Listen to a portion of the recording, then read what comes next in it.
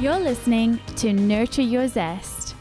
I'm your host, Ashleigh King, and I will introduce you to a wealth of interesting, fascinating individuals from all walks of life who will share their stories, how they've overcome challenges, and you will find out their top tips for success.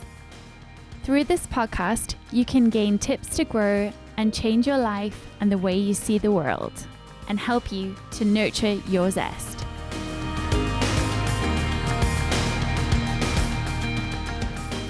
Hello, you're listening to Nurture Your Zest or watching Nurture Your Zest. I am your host, I'm Ashleigh King, and I love to chat to people from all walks of life and all over the world. And tonight I am so excited because my guest tonight is actually in Atlanta in the States. So it's now 2 p.m. in Atlanta, or 7 p.m. in the UK, in Newcastle upon Tyne, where I am.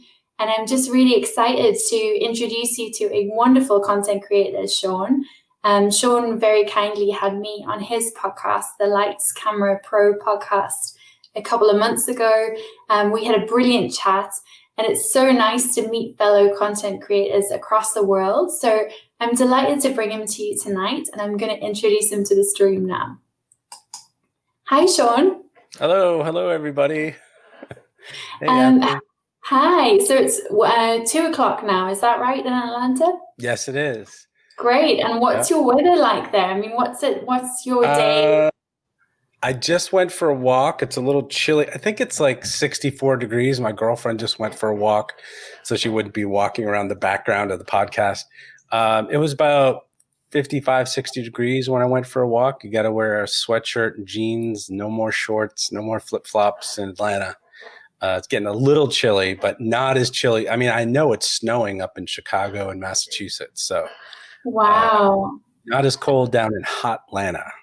Yeah, it sounds like gorgeous weather, actually. I'm a big fan of hot weather, so I think I would like Atlanta from what I've heard of it. In Newcastle, it's now dark, or it's getting dark, so it's around 7 o'clock, and wintertime we start getting dark early, so it's pretty cool actually to have a guest all across the globe, which is great. So thank you so much for joining us. I'd love to have you introduce yourself and tell us more about you. Oh, God, where do I start? I am a creative person, I would say. I was an actor, writer, director, did a bunch of short films, acted in some plays, had a theater in San Francisco. I've always made things. I've always created stuff. And I tried to have like an Andy Warhol factory vibe going on in my spaces that I owned with friends. And we would have open mic nights for music, comedy. We'd have sketch drawing classes. And then I started making some of my plays into short films. And I'm a video editor by trade. I worked in New York at McCann Erickson Advertising, and down here in Atlanta at Turner Broadcasting for 14 years, doing TBS, TNT, sports, but also Turner Classic Movies and Cartoon Network. And now I'm freelance, and I just edited a show of one of my favorite shows. It's called Atlanta Eats. And I don't know if you know Anthony Bourdain. He did No Reservations. It's these cooking shows where he goes around the world and experiences the culture and the cooking. Well, this Atlanta Eats is just for Atlanta, and I've been watching it forever. And I just edited my first show for them, and it was so exciting to do that. And in the meantime, the last 6 months, I've been doing the Lights Camera Pro podcast, which we were chatting offline a little bit. And I've just met all these podcasters like yourself, and writers, directors, actors, set designers, makeup artists. It's been an incredible journey. It's been so much fun. I've learned so much and had so many amazing experiences from this podcast that I'm going to do an online course about it. And I know that we'll talk about it. I know that you have an online course, and we have a lot of things in common. So it's always fun to talk to you, Ashleigh. Yeah, same for you as well. I really, I love as well, meeting fellow creatives. It's the kind of people that I just want to meet and love to meet. So I love your story. I love how diverse the projects that you've worked on have been. You know, working for Turner Classic Movies, I always think of it as shows like Mutiny on the Bounty and all these old things that you see that you don't always see on modern TV or shows nowadays, right? But I mean, these are big channels and big organizations you've worked with. Did you say CNN or CBS? Did you say? TBS. TBS. Yeah, so they have a lot of shows on there, but they also have baseball. I went over to Turner Sports the last 8 years and was doing NBA basketball, MLB baseball. Before that, a little NASCAR, but they also have golf. They do a lot of golf tournaments, Tiger Woods and stuff like that. So it was a very interesting ride. For sure. And actually lots of different projects, because I guess the sporting world is very different as well. And in the podcasting world, we think about, you know, you can have your interviews, you can have your live streams, you can have different kinds of series. You can also have your podcasts that are about sport. So it's really interesting that you've got such a wealth of experience for the people that you freelance with or that you'll be coaching in your own course soon. You know, you've got so much knowledge there to share with people, and your secret sauce and all your tips that will be so helpful to people. Yeah, it is. And how do I say this without sounding like I'm full of myself? But I love sharing my experience. I loved when I was an editor, I loved working with interns or PAs or because I also worked on movie sets for a while. Showing young people, giving them advice, saying, hey, you know, what if you do it this way? Or, hey, you want to come sit in my edit room and just watch me edit? I know it's your first week. Get out of the hallway, get out of, you know, the break room, come hang out with us. Because I'm always open to helping people, because when I first was in New York and I was a junior editor, the editors locked their rooms and you couldn't go in there. And I was like, what is this all about? Like, I am a person who just grew up knowing or thinking that you should be able to help everyone and share your knowledge. And that's going to help everybody in the company. And also that will come back to you someday. Maybe they'll have a job. Maybe they'll be a manager or a CEO of a company and hire you. But rather than locking my door was always open. That's really interesting what you've said there, because I can imagine that must be so powerful, you know, thinking of your experience as a junior editor, experiencing that, people locking the doors, people closing things to you, and then, you know, for you to actually give your time and show people or just say, you know, come watch me. I mean, it takes no time for someone to just be able to, you know, you're just doing your stuff, but they're able to observe and learn as they go. And I think this is one of my values as well. We can lift people as we rise. So as we learn, as we upskill, we can take people with us. So it's so lovely to hear your, you know, your views there about sharing knowledge with people and how it can impact a whole organization. And we've actually got Vicky listening to us. So Vicky said hi. Hi, Shawn. Vicky. Hi, Ashleigh. And she's also said that she's a video producer and editor, so she's new to the game. So it will be great. I'm sure this chat, we're going to learn a little bit of your tips as well and what you're working on. And, you know, you've got so much experience, so I'm sure it'll be great to have this chat, you know. Yes. And anybody who wants to, you know, we'll do the addresses at the end or the emails or the Facebook page at the end. Anybody has any questions? I do a lot of this. I don't know if you do this, Ashleigh, but as a podcaster, every day in my Facebook feed, I have questions like, what mic should I use? What hosting sites should I use? And I can't answer them all, but I try to answer a lot of them because I was there 6 months ago. You know, a year ago, I was there like, what? I don't even know where to start with a podcast. What do I do? Who do I, or what's a good online course, or what's a good person to ask? And I have had actually 3 friends call me and pick my brain and say all those things. What equipment should I use? What hosting platform? And now they have podcasts and they're doing well. One of them is my buddy, Bill Baker, who I used to carpool with, and I've been to birthday parties at his kid's house. He's got a rugby podcast about rugby. and it's doing phenomenally well. And he's posting all these things, and he's a great editor. So he does all these cool video opens. And if you love rugby, look up Bill Baker and rugby online. He's got a great podcast. And then a couple other friends have started their own podcasts. One guy, Jim Rendell, is starting this podcast for Spanish people, talking about everything Spanish. So it's really, really cool when you get to network and help people, and then you see their podcast online and you listen to it and you're like, wow, this is great. They're doing a great thing. You're so right. Actually, I remember seeing my first ever podcast learner kind of release her podcast and say, like, here's my first episode. Her name's Lauren McWilliams, and she released I think it's called Girl Talk. It's a podcast about women and stereotypes that they go through. But to see that and have that experience of someone that you've kind of chatted to and helped, and actually see a lot of people, I guess, want to pick your brains, but don't necessarily do anything with that info. So to see the progress is really powerful, for sure. Vicky's come back and her content was missing before. So she's actually said that, she's moved into video producing, and it's brilliant. It's a new opportunity. So she'd love to get some advice. So I'm sure today we'll chat about all sorts of things that will be interesting relating to content. It actually makes me think of something you said, Shawn, just about,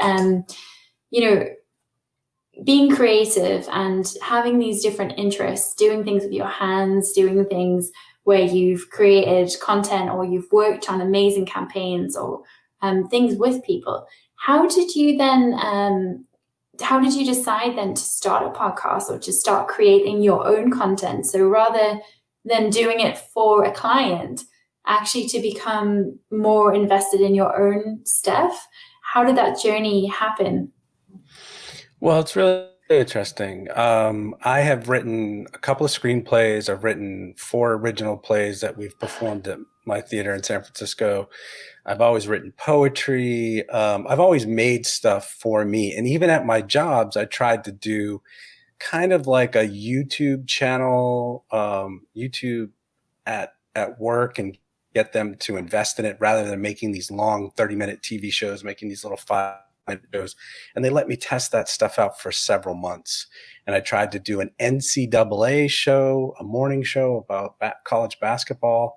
And we had these virtual sets and we shot it in the studio. So I've always explored these ideas, but this podcast is the most successful thing I've ever done in my life. And I've been on stage in theater as an actor and gotten paid in New York and San Francisco and Boston. And the reason why I'm so successful is because it grew organically. I'm not doing it for the money. I'm not doing it for the downloads. It just, so I left Turner about a year ago, and I went and had some drinks with friends. This is the story. This is how it happened. And they were all producers and editors and talent that had worked at Turner over time. And I started to hear their stories about their lives after Turner, after they left, or some of them had left CNN, and they had these really incredible stories. And I was like, I didn't know that about you. And some of them talked about how they started in the business. And I was like, I had no idea that you started, at CNN in the 80s, and you worked on the Gulf War and you worked with Larry King. That's incredible. So I kind of went home and I was like, what if I just did a pod? Because I loved podcasts for years and I always wanted to do one, but it never came to me what to do. But being in this industry for 25 years, working in New York, Boston, San Francisco, and now Atlanta, I know a lot of people that work in the film and TV industry, having been a grip and editor, all these different things. So I could literally interview my friends for about a year without running into any other people. If I did one a week, I'd do, 50 people. So I said, that's it. I'm going to interview my friends just to get going, and my colleagues and people I'd spent 10 years or 5 years in an edit room with or on a set with. And that's how the Lights Camera Pro podcast came about. I was like, that's what I'm going to do. I'm going to interview friends and hear their entire career story, how they got started, what college they went to, their first job until now. And then we always wrap up with advice. What's your advice for young people or people trying to get into the industry? Like your fan here who just posted, you know? Yeah, Yeah. absolutely. I mean, this is really interesting, and it's gold how you came to that decision and what you could talk about, because it's true. There's so many people who want to podcast. They don't know what to talk about. They wouldn't know where to start. And I think as well, possibly one of the reasons you've been so successful is that you have got all of these connections, but also it's tricky to get into, the entertainment industry, film, TV. It's notorious for being hard to break into. So to actually have something where real people who've had amazing, illustrious careers can actually share their thoughts and their experience. And some of the people you've interviewed are just amazing. You know, you've had actors, actresses, you've had, amazing writers, and all kinds of different people. I mean, I just think, I love that bit as well about what you said about you could just, without even making anyone else or inviting anyone else, you could just keep your list of your friends and work through them. And I think that's really important. I was the same with Nurture Your Zest. I had this list of like 80 people that I wanted to get through. Right.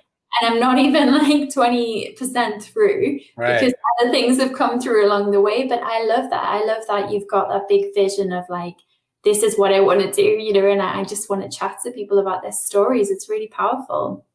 Yeah, and there's a couple of different things happening. So there's the thing happening where my audience is someone who wants to be an actor, right? So they're going to look at the actor episodes and hear firsthand how an actor who's successful, like this woman Shell Ramos, who's been, on the Purge TV series. She was in a movie with Al Pacino, and she's only 30 years old. Hear her story and her career path journey and how she got together with a director who was trying to choose between her and a stunt woman. And she said, the stunt woman may be able to jump over the car, but I'm going to give you an incredible performance. And the director was like, okay, you're cast. And she had to push through that last thing to get that part.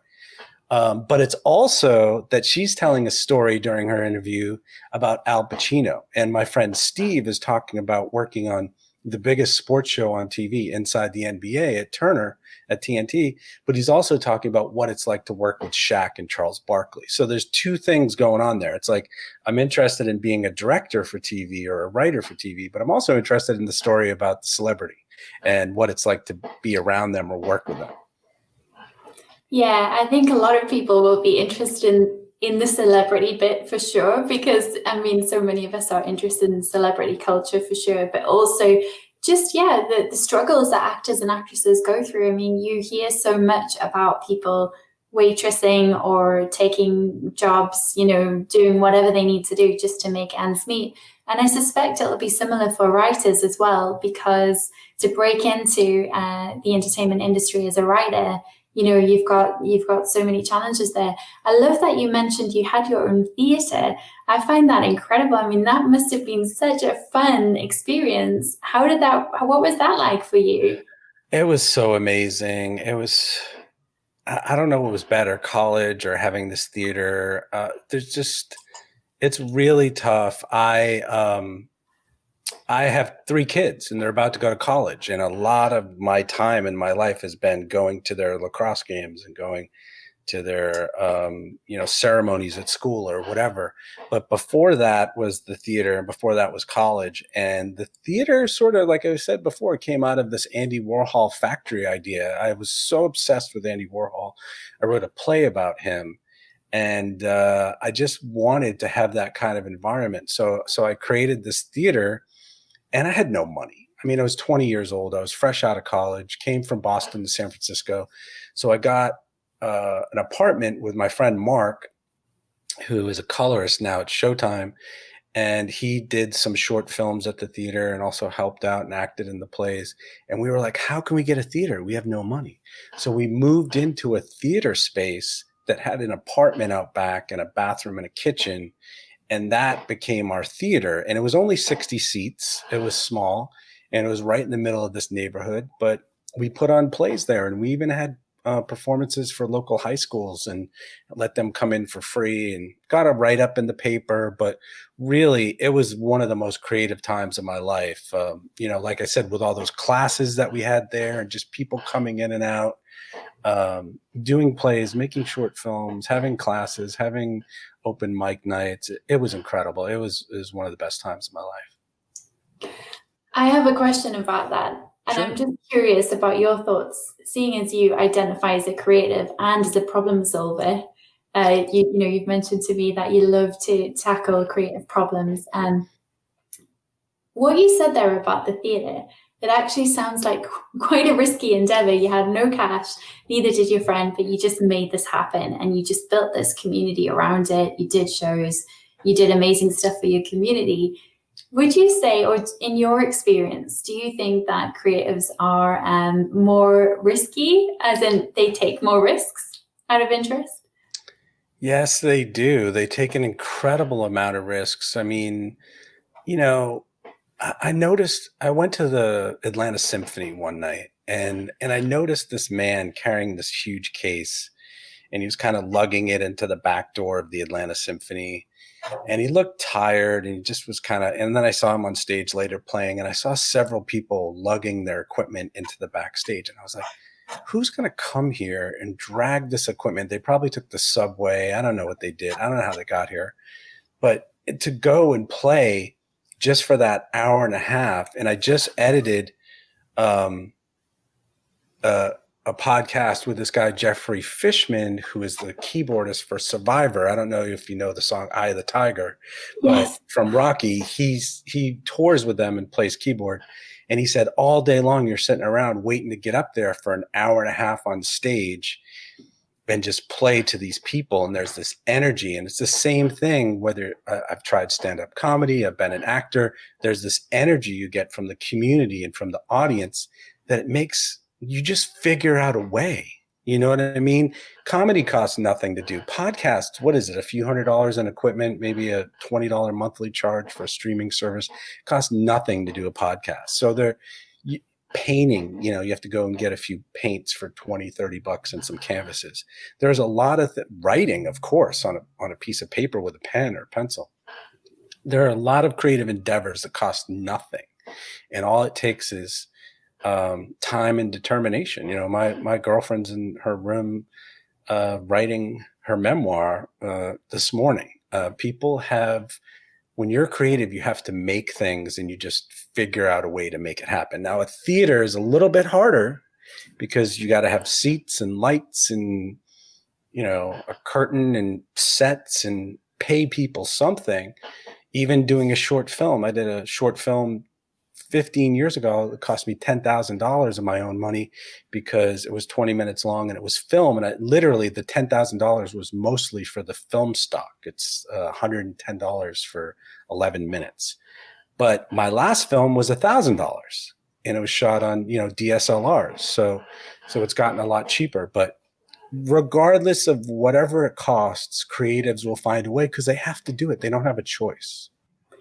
It's so true. And actually, it can be such a life passion. You just make it happen. I've got these two amazing friends, Hanabiel and Jiddies. They have this amazing Afrofusion festival, and we've worked together on that, and it had so much fun. But the stuff they create, I mean, we did these amazing community projects where we built stuff, sewed stuff, glued, stapled, made bars from scratch, did textiles, did visual installations, all kinds of stuff. And it's amazing the things that you are able to create. And I think that's why I love creativity so much, because you really learn so many new skills and it's so fun. So I love the idea of your theatre. I'm a bit jealous, actually. It's like, what a heaven to make all those props and curtains. And I'm actually a little bit I'm going to have to stop myself because I'm super excited by it. I'm so jealous that you got to do that. What a fun thing to do. It was so much fun. And that's why every couple of years of my life, I have to make something. I don't know what it is. Sometimes it's a short film. At this point in my life, it's a podcast. But I cannot just sit around and watch TV. I cannot just sit around and take walks or run. ride bikes. There's got to be something creative. And there was a time in my life where I really just didn't have a lot of resources, and I just painted, and I just painted a painting every day for 7 days just because I needed to get that out. I don't know what that thing is. I don't know where it comes from, but it absolutely is there, and you cannot stuff it away. You cannot block it. Like, you got to get home at 9 o'clock at night from work and start painting or start writing or doing something because it's just inside you. Beautiful. I love that. I'm curious, have you ever felt stuck? So have you ever felt like you've got this creative streak, you know that you're creative, but then maybe it turns off? So I'm thinking at the moment with coronavirus, people in lockdown, maybe not using or having access to things they did before. Have you ever had a time where you felt like really stuck with that creativity? You want to make something, but you blocked? Stuck is not the right word for what happens to me. Obligation is something that stops me from, because if I was just a millionaire, I would create stuff every day, all day, if I didn't have to do a job. So I spend some parts of my life editing videos for other people, working as a producer, or whatever job to make money so that I can make my own stuff and go on vacations to Italy or whatever it is, go out to dinner. But yeah, I would create 24/7 if I could. There's some obligations. I have to be somewhere for my kids. I have to be somewhere for my girlfriend, or be somewhere for my family. And I'm like, okay, I know I'm at this graduation, but I can't wait to get home and paint, that kind of thing. I think it's what's coming across really strongly is this innate desire to create and do and just be and, just build this beautiful world around you. Almost like you were saying about the Andy Warhol factory, just having this, becoming focused on something so much that you love it. You just want to do it. I love that. It's really nice to hear you sharing this. Yeah, I just have this other thing that I'm going to tell you. That I may have mentioned offline, but I have had this desire since I started podcasting to create a podcast conference.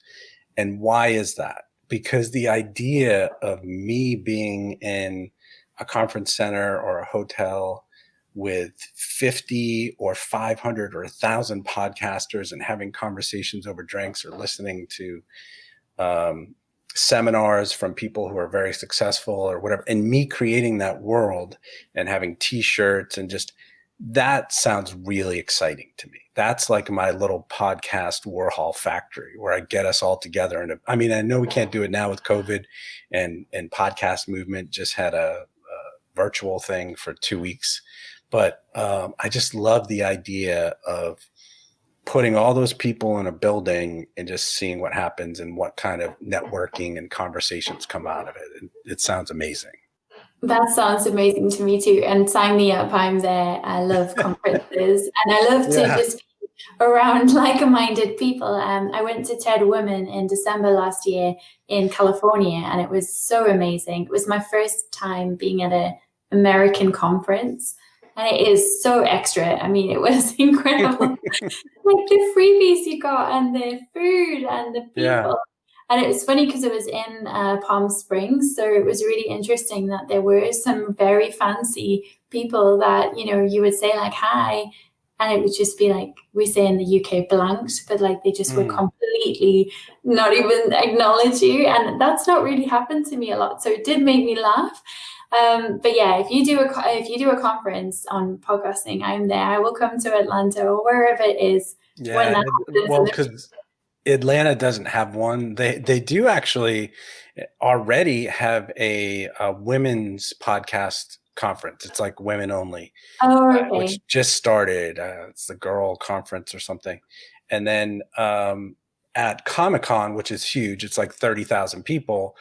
Every year they have a podcast section, but they don't have just an open, like everybody come and this is, in March and you can raise money for that stuff. Cause I'm not dumping $20,000 to make a conference. I'm going to go on Indiegogo or one of these things. And that's how Podcast Movement did it. That's how this Orlando conference did it. You just raise money to pay for the conference, so you don't have to pay it out of pocket. And people come, and it's an amazing thing. This is so interesting. We've had this conversation a few times offline and just in our own messages about the differences between podcasting or creating content in the UK versus the US, because it seems to me like what an amazing idea, to kind of rally people around you to build a conference up or to fundraise for it. It's almost like you're creating a movement, as you said, with the podcast movement. But I do feel like often in the UK, we're shy to ask for sponsorship or to ask for, donating to Ko-fi or Patreon or whatever it might be for our, a cup of coffee for the episode or whatever it might be. So it's really interesting, the idea of actually funding a conference from scratch with people around you. I've never heard of that before. I've heard of like Kickstarter and, other fundraising strategies for entrepreneurs, but I love that idea. What a cool idea. Well, it's really interesting you say that, because we have talked about this several times, but I don't see myself as an Atlanta podcaster. I see myself as a global podcaster, because podcasting is global. And I think it's the same thing for you or anybody else in the UK or in Germany or whatever.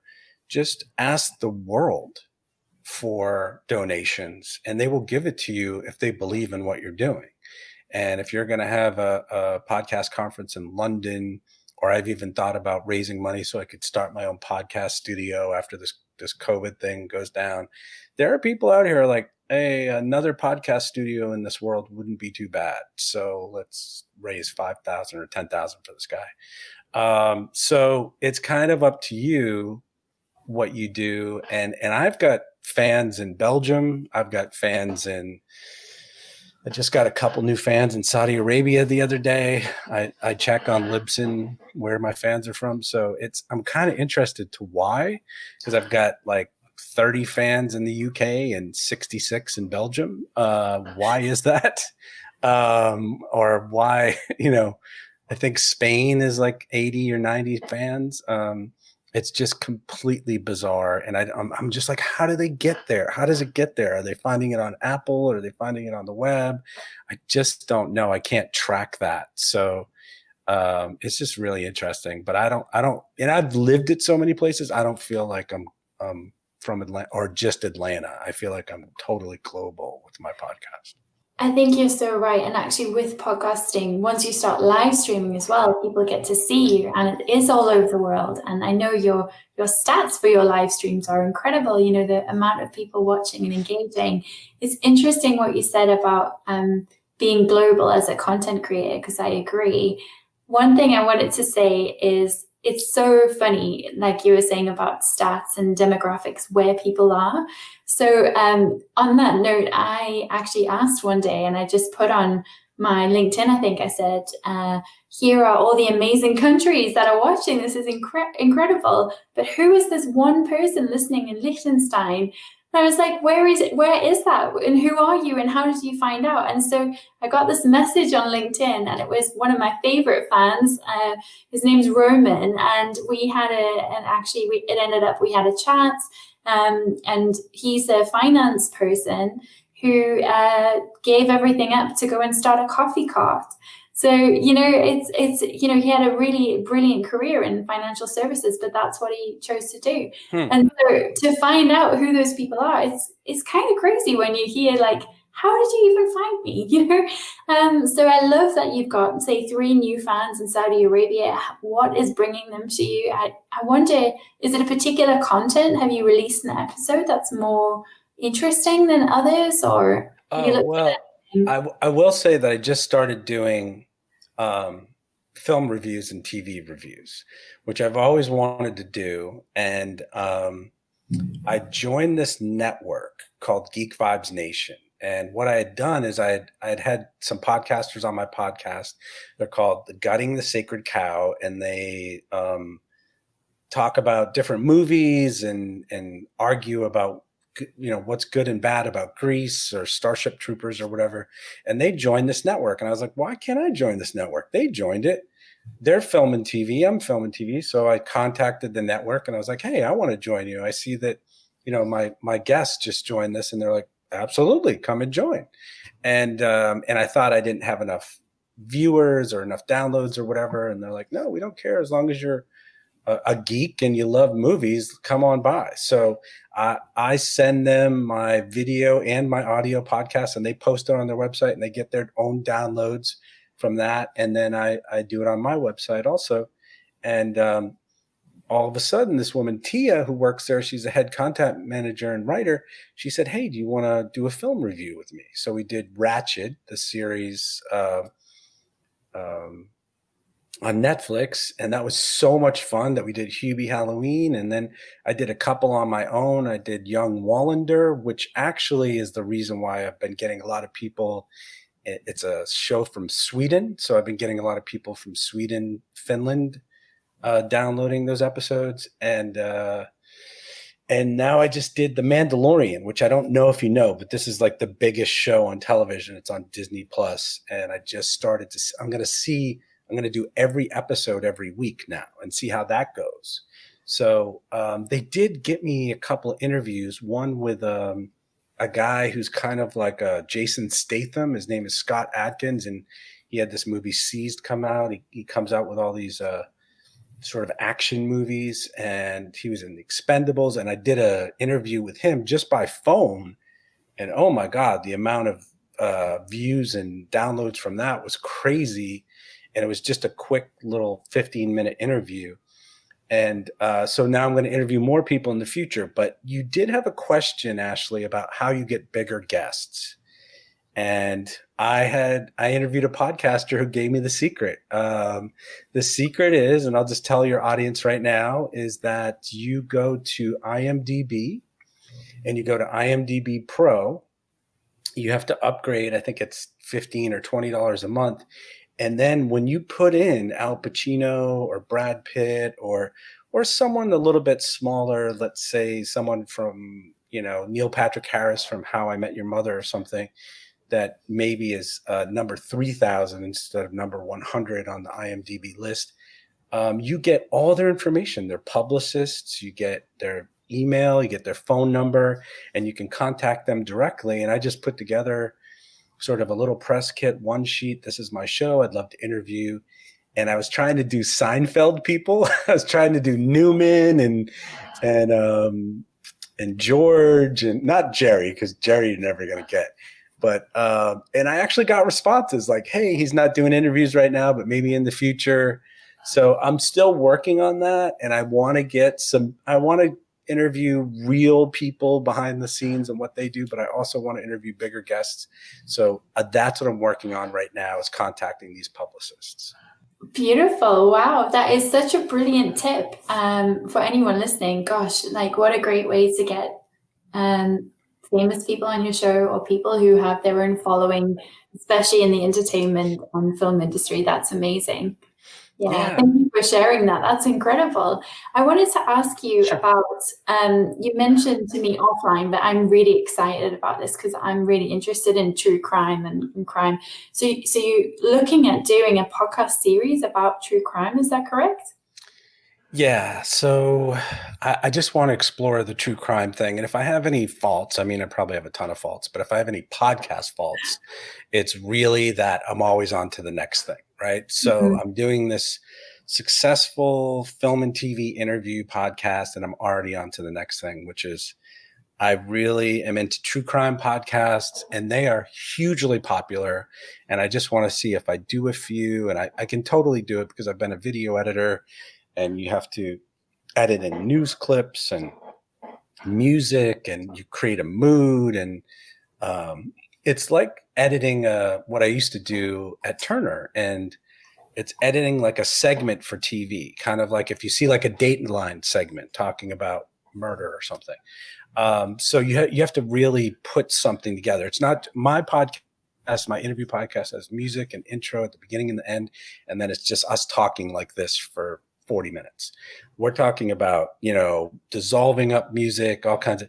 So I have spent on my first episode, we're already working on my first episode. It's this woman, Heather Elvis, who went missing. And it is an incredible story. It's totally crazy. It's a cliffhanger. It keeps changing. New evidence comes in. It's totally nuts. I was listening to a true crime podcast on my walk this morning. There's a show, Crime Junkie, that I love. And I think I told you they get 22 million downloads a month. It's absolutely insane. But Heather Elvis, my first episode, I have spent 30 hours on, and I'm probably halfway through garnering all the clips and the script.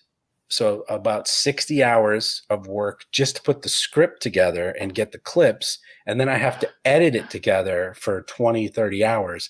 You're talking 100 hours of work per episode. It's an incredible amount of work. Now, if I work for a big company like Wondery or one of these bigger companies, I could have 10 people working on the podcast, right? And so you divvy up the work. But if it's just me, and I don't know if I'm going to do this or not, but I think I may get a co-host who I go back and forth with, because it's really good to go back and forth on a true crime podcast. It's kind of intense, a lot of these stories, and it's good to have a little bit of humor and a little bit of back and forth with someone else rather than just relaying information for an hour straight. But it is so exciting. I am going to do it. I've got 35 interviews that I have to edit for Lights Camera Pro. I have these two women helping me. That's part of my podcast too, is I had two women reach out to me and say, do you need help with the podcast? And I was like, yeah, absolutely. Well, I can't pay you, but do you want to help? And they're like, yeah. And so they've been editing and they've been booking guests and they've been doing promotion, and it's incredible. They both live in Atlanta, Kaylee and Bonnie. And it's crazy. I'm so excited to do this true crime thing. Wow, so many things to say there. I think the true crime thing I'm really excited about. And when you release, I'll listen to that because I love true crime podcasts. I find them so interesting. I'm really curious about the different topics you would do. For me, I'm really interested in things like the Manson family and things like the other one that I'm really interested in is Amanda Knox and all the controversy around what happened in Italy. So there's so many different true crimes that have happened. And I think what's really nice about those episodes is, yes, you can have cliffhangers and take people on a journey. At the same time, you've got, fraud crimes. So did you ever hear about the guy, his name's just escaped me, and I normally know this so well, but the Fire Festival, that was crazy. Yep. And there were some brilliant podcasts on that. And that was just incredible, the fraud that he was able to do. And so it sounds brilliant, but I think at this point, it's also worth saying for those people who are creating those types of shows, they should be getting donations or people buying their merchandise or whatever, because that's a way we can support those creators. I think, you've just said that to write one episode could take over 100 hours. That's an extraordinary amount of work. It's actually opened my eyes to how much work goes into those episodes. So I know for me going forward, I'm going to support those types of podcasts much more. Yeah, it's incredible. I've always been obsessed with, I love the show Law and Order Criminal Intent. I love Criminal Minds. My dad was a cop and I always wanted to be a detective. And I ended up being a video editor because I was creative or whatever. But these true crime shows and podcasts and Dateline and all this stuff have been a way for me to be like, oh yeah, I want to catch that guy. That guy did something really bad. And I wish I was the detective on the case. So I'm just fascinated by it. Some of it is really too much to listen to, but yeah, I loved Mindhunter, the show on Netflix, and I love the BAU, the Behavioral Analysis Unit of the FBI, and how, serial killers have similar mindsets and they've usually had an injury to their frontal lobes and they've been beaten or something.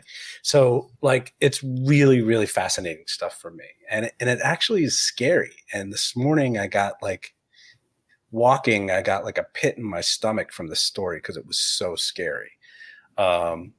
And it's just a lot of work, but really interesting. And I would tell you to check out Crime Junkies.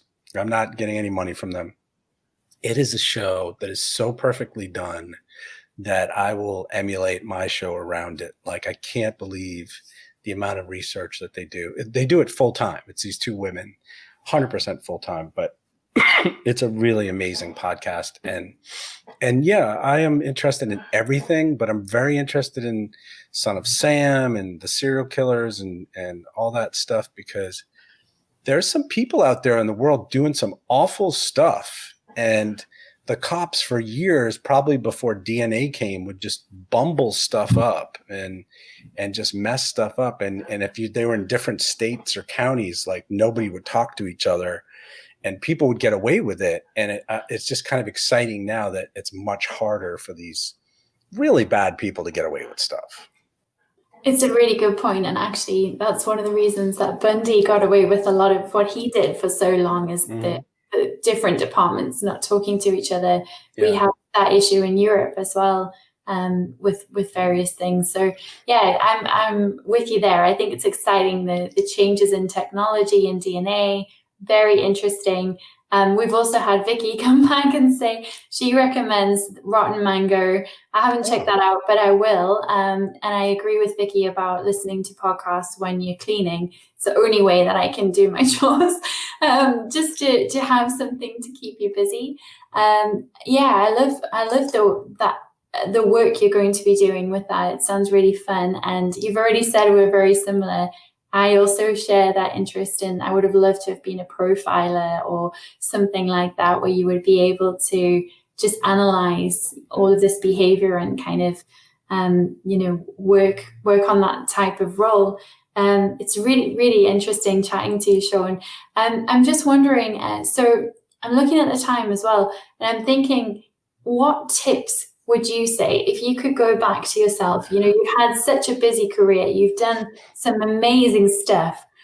If you could go back to the beginning, and bearing in mind you've run a theater, you've had a podcast, you're changing another podcast, you're going to be you've done writing, you've done film, you can do podcasting content, you've got so many skills.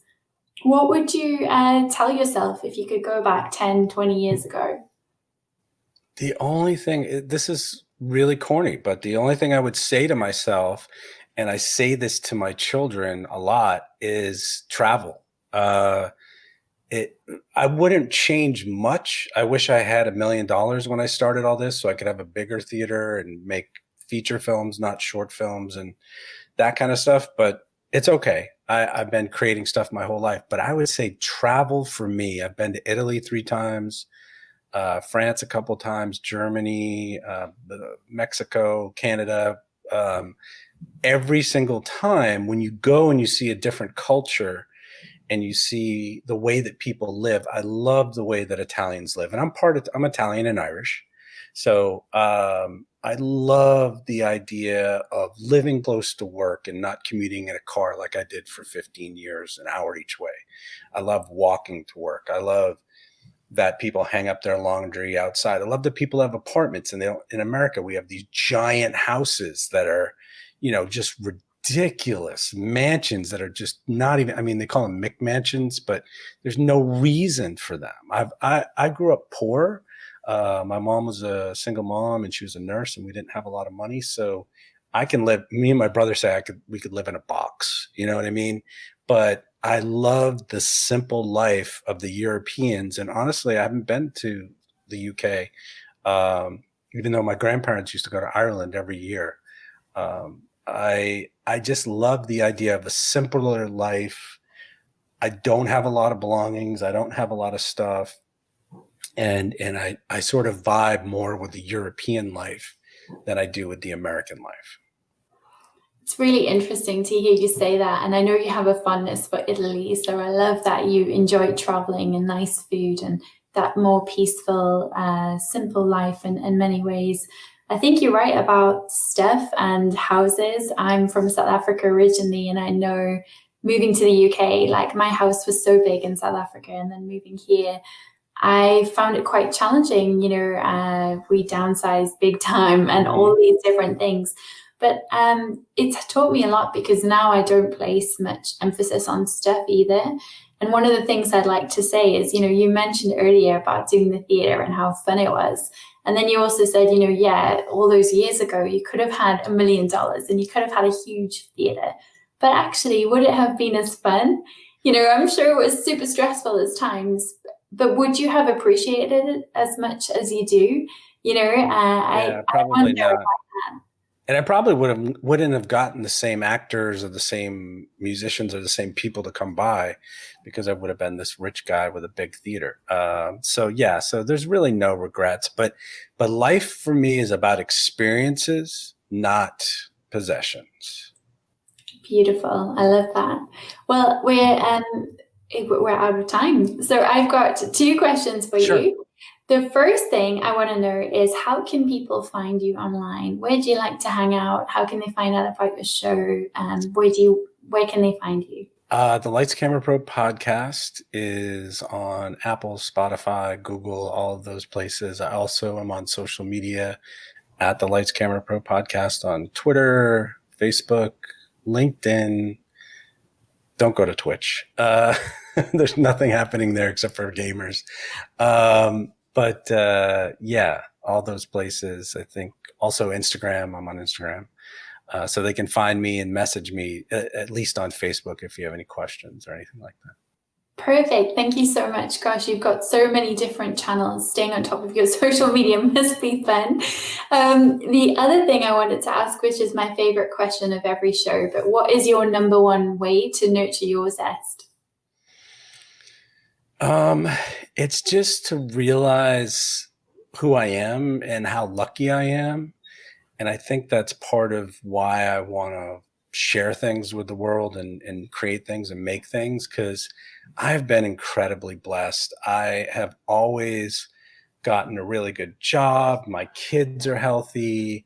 I have this amazing girlfriend. I live in the city. I was in the suburbs for 15 years, and it almost killed me, because it's just like you're in the middle of nowhere with these giant Costco's.